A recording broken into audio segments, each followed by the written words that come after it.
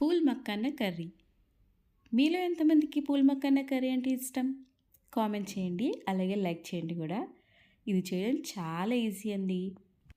ఏంటండి, ఇది ఎలా చేయాలో తెలుసుకోవాలనుకుంటున్నారా? మరి ఇంకెందుకు లేట్, వీడియోలోకి వెళ్ళిపోదాం పదండి. వెయిట్, వీడియోలోకి వెళ్ళే ముందు మీరు లైక్ అండ్ సబ్స్క్రైబ్ చేయడం మర్చిపోకండి. పూల్ మక్కన మీకు నచ్చినట్టయితే ఎస్ ఆర్ నో అని కామెంట్ చేసి ఖచ్చితంగా చెప్పండి. ఒక బౌల్ పూల్ మక్కన తీసుకొని అందులో ఒక స్పూన్ నెయ్యి వేసి 6 నిమిషాల వరకు లో ఫ్లేమ్లోనే వేయించుకోవాలి. ఇది క్రంచీగా అయినంత వరకు వేయించుకొని స్టవ్ ఆఫ్ చేసి పక్కన పెట్టుకోవాలి. కళాయిలో ఆయిల్ వేసి పచ్చిమిర్చి అలాగే తరుముకున్న ఆనియన్స్ వేసి దూరగా వేయించుకోవాలి.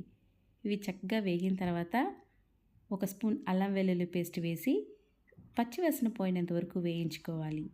1/2 టీ స్పూన్ పసుపు, 1 స్పూన్ సాల్ట్, 1 స్పూన్ కారం, జీరా పౌడర్, ధనియా పౌడర్ అలాగే గరం మసాలా వేసి వీటిని కూడా వేయించుకోవాలి. మీరు క్లిక్ చేసే సబ్స్క్రైబ్ బటన్ నాకు ఎంతో హ్యాపీని ఇస్తుంది.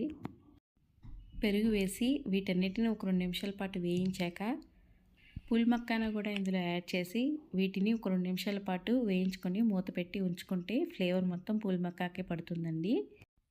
ఇప్పుడు వాటర్ వేసి సాల్ట్ సరిపోయిందో లేదో అడ్జస్ట్ చేసుకొని మూత పెట్టి పూల్ మక్కన సాఫ్ట్ అయ్యేంత వరకు ఉడికించుకోవాలి.